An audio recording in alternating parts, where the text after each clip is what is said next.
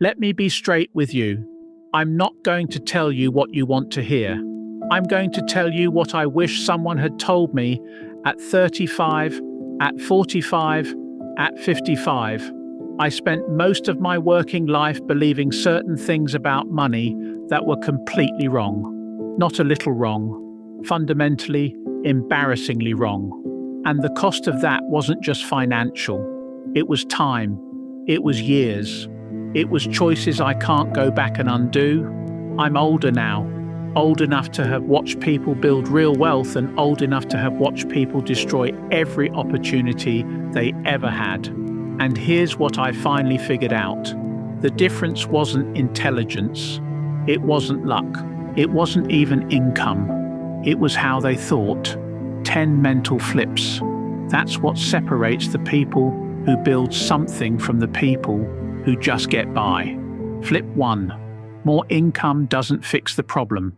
I believed this lie for decades.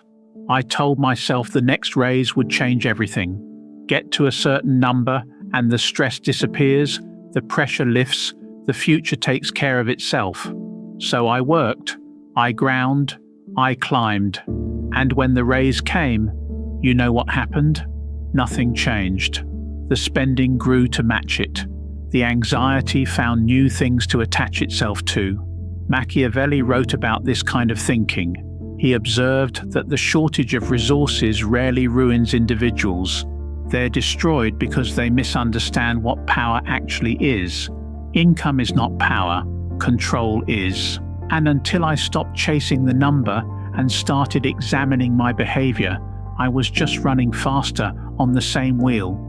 The wheel doesn't care how fast you run. It's still a wheel. Flip 2. Your future self is a real creditor. This one is harsh. Most people treat their future like a suggestion, something vague and optional, something that starts next month, next year, when things settle down. Rockefeller understood something different. Before the empire, before the billions, he was a bookkeeper making modest wages. Nothing special, but from his very first paycheck, he paid himself first. Not after the bills, not after the rent, first. He believed his future self deserved a share before anyone else collected. That discipline didn't make him rich immediately. What it gave him was control, and control always comes before wealth. I didn't do this. I paid everyone else first and hoped something was left. Something rarely was.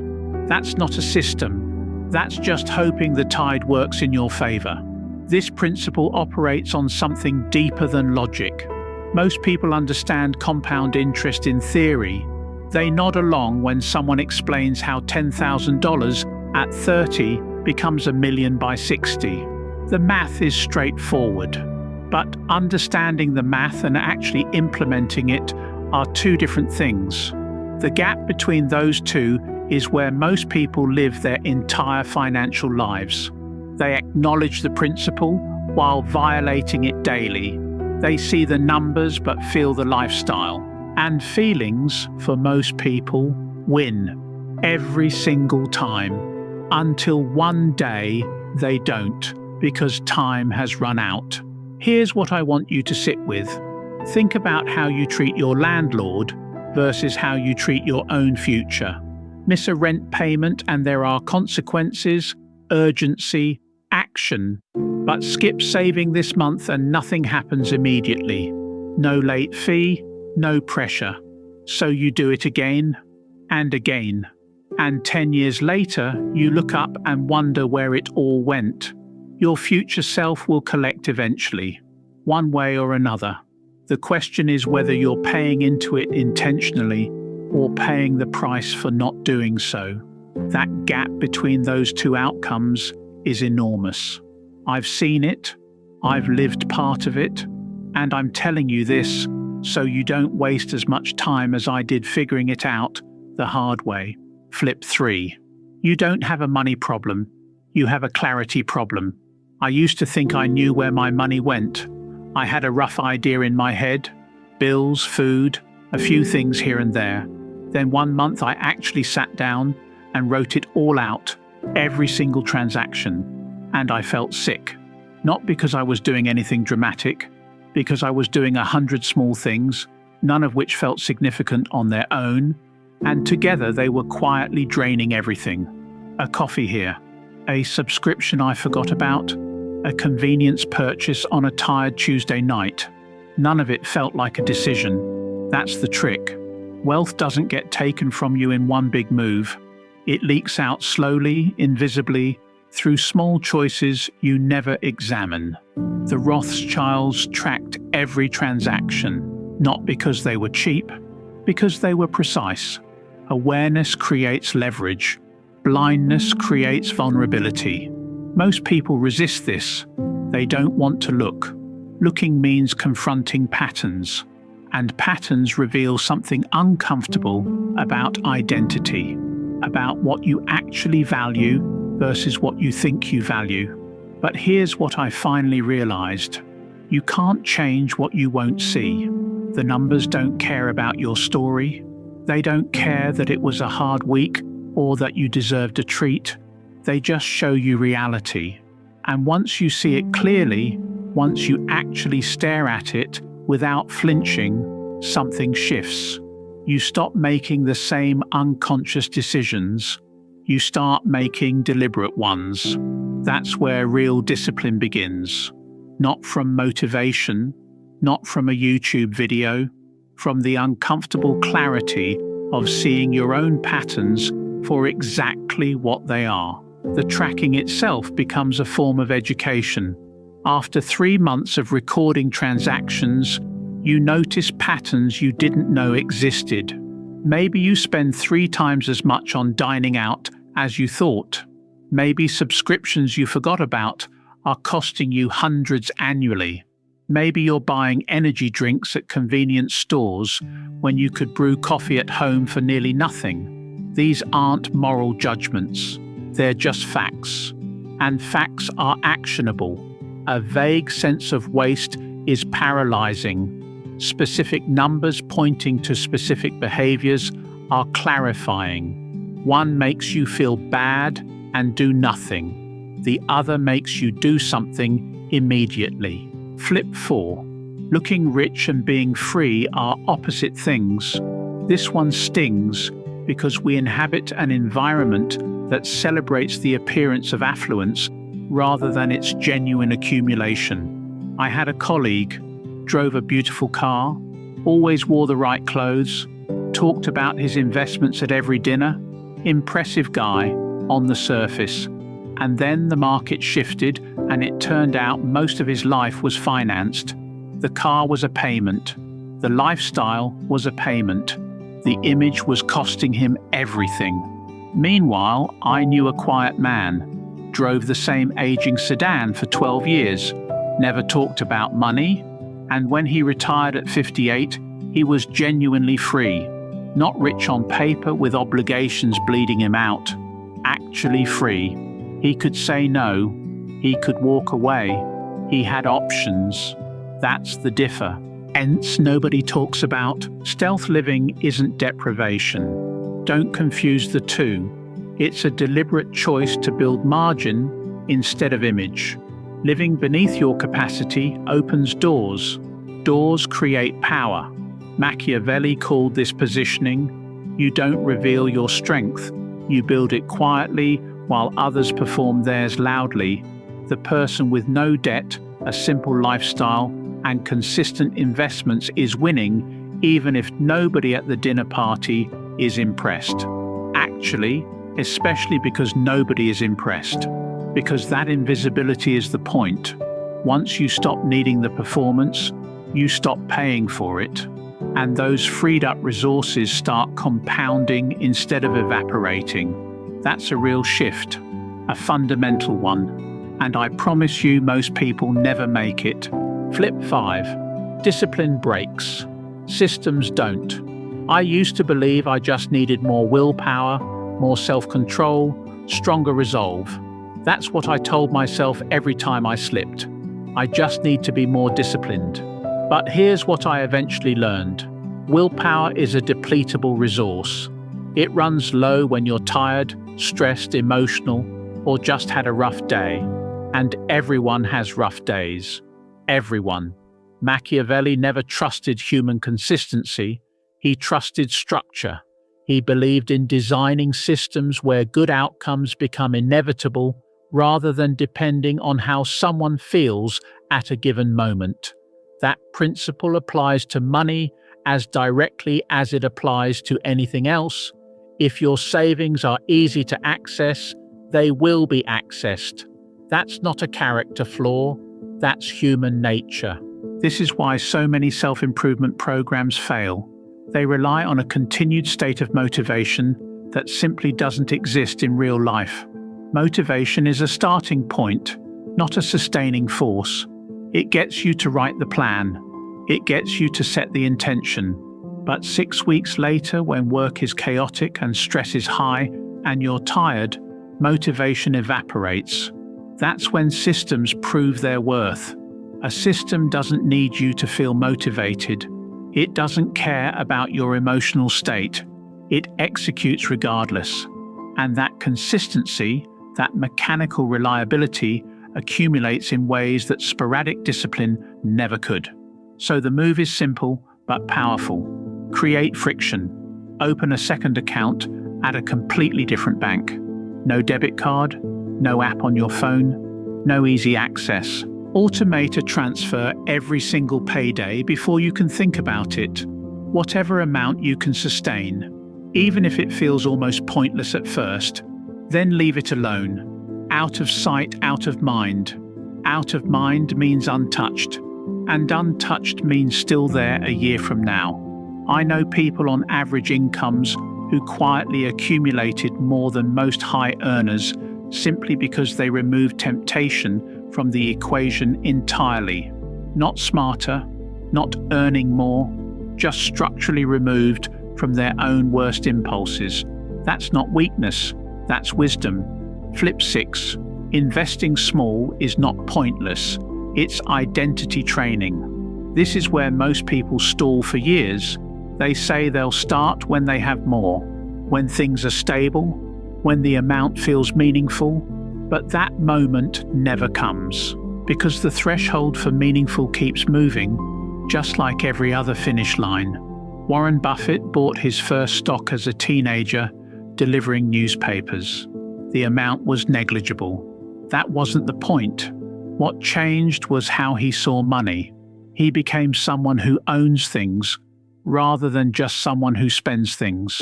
And that identity shift changes everything downstream. Ownership compounds, spending disappears.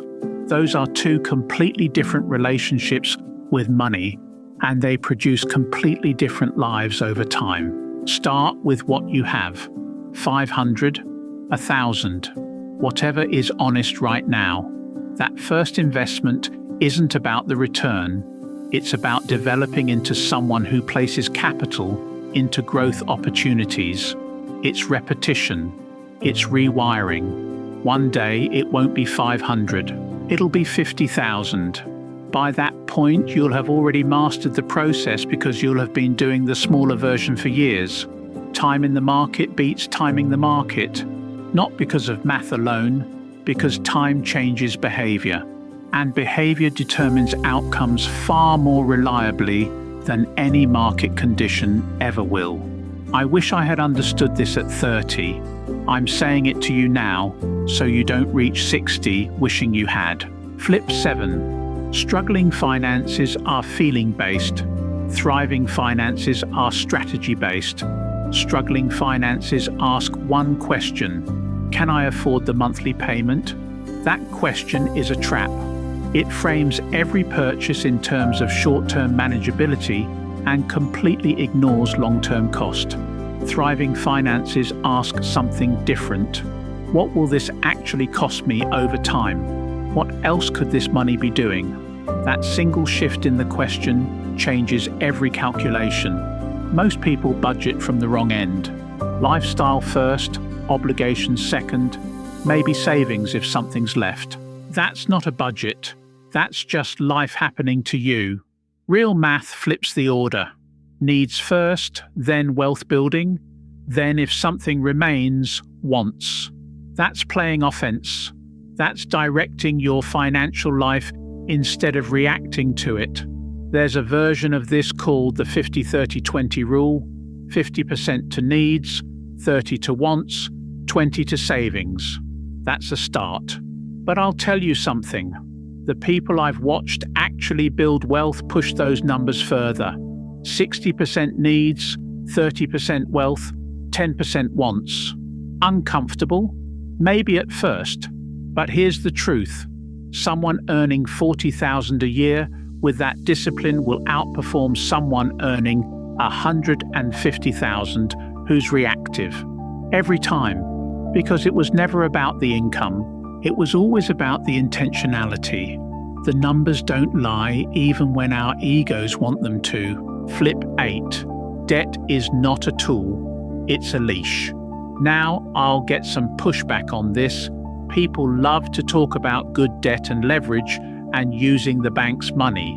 And sure, there are specific situations where borrowing makes strategic sense, but that's not what most people are doing. Most people are buying convenience with debt. A car payment for a vehicle they barely use. A buy now, pay later screen that trains them to finance everything. A credit limit increase that feels like freedom, but functions like a longer chain. The financial industry doesn't make money off your success. It profits when you're dependent. Every low monthly payment is designed to keep you attached. Every easy approval is a mechanism for control. Machiavelli would have recognized this immediately. The dangerous thing about this kind of debt is how normalized it is. It doesn't feel reckless because everyone around you is doing the same thing. The whole social environment validates it. But here's what the debt is actually doing. It's removing your ability to say no, to walk away, to make choices from a position of strength rather than obligation. Once your lifestyle depends on monthly payments, you can't leave the job you hate. You can't take the risk that might change your life. You're locked in, and the lock feels comfortable because it was installed slowly, one approved application at a time. Kill the debt traps, not because you're cheap, because you want to be free, and free is worth more than anything they're selling you. Flip 9. Build quietly. This is something I learned late, and I mean genuinely late. I used to think that financial success was something you announced. You earned it. You displayed it. You let people see it. That belief cost me in ways I'm still tallying, because visibility creates pressure. Pressure creates bad decisions, and the need to perform your success to others is one of the most expensive habits a person can develop. Real wealth avoids all of that. Old money understood this. They stayed wealthy not by showing it, but by protecting it. Quiet protects momentum. Noise invites interference. Machiavelli said the strongest position is often the one least noticed. Picture the kind of person who's truly financially secure. Now erase whatever image just came to mind, because in real life, they're often invisible. Simple clothes, unremarkable car, no performance, no status signaling, you'd walk right past them. And that's not accidental. That's a choice. When nobody expects you to spend, you don't feel the pressure to prove anything. You're not competing, you're not performing, you're positioning. The real flex isn't a watch or a car or a vacation photo. It's not being rattled by a $20,000 emergency. It's owning your time. It's sleeping without financial dread. That's wealth. Silence is expensive. Build toward it deliberately. Flip 10. Automate everything and then forget it exists. This is the one that ties everything together, and most people skip it because it feels too simple. Motivation fades. It always does. Discipline weakens under pressure. Life gets complicated and busy and loud, and the careful intentions you had in January start looking threadbare by April. Machiavelli never trusted human consistency. He built systems that didn't depend on it. The same logic applies here. Automatic transfers, automatic investments, automatic bill payments, everything handled without requiring you to feel disciplined at that exact moment, because you won't always feel disciplined. But automation doesn't care how you feel. It executes every single time. Here's the paradox I've come to believe completely. The less you consciously think about money, the more consistently it grows. Because systems outperform willpower every single time over a long enough horizon. You will not manually save every month forever. Life will intervene, emergencies happen, emotional spending happens, bad weeks happen, but an automated system doesn't have bad weeks. It just runs, quietly, in the background, while you live your life, and years pass. Balances grow, opportunities appear that weren't there before, and one day you look back and understand something that would have sounded abstract when you were younger. You didn't hustle your way out, you designed your way out. That's a different thing entirely. Here's what I want you to understand about all of this. These aren't 10 separate ideas. They're one idea seen from 10 different angles. The idea is this: wealth isn't something that happens to you. It's something you build through the slow accumulation of better decisions, better systems, and a fundamentally different relationship with money than the one most people are operating from. I didn't understand this for most of my productive years. I chased income, I performed success, I ran toward a finish line that kept moving. Sound familiar? You want to know what real financial freedom feels like? It's not a number in an account. It's when the things that used to trap you don't trap you anymore. When you can walk away, when you can say no, when your life isn't held hostage by monthly payments and other people's opinions. I've watched people build serious wealth on modest incomes. I've watched people earn extraordinary amounts and die broke. The difference wasn't intelligence, wasn't opportunity, wasn't even luck, though people love to credit luck when they can't explain discipline. It was mental. It was the 10 flips I just walked you through. Pay yourself first. Track every dollar. Live below your means. Make your savings structurally untouchable. Invest small and do it consistently. Use thriving math. Kill the debt traps. Build quietly. Automate the system. And above all, stop believing that a bigger income is the answer to a behavior problem. It isn't. It never was. I'm telling you all of this because I spent too many years learning it the expensive way. What mental flip do you still need to make?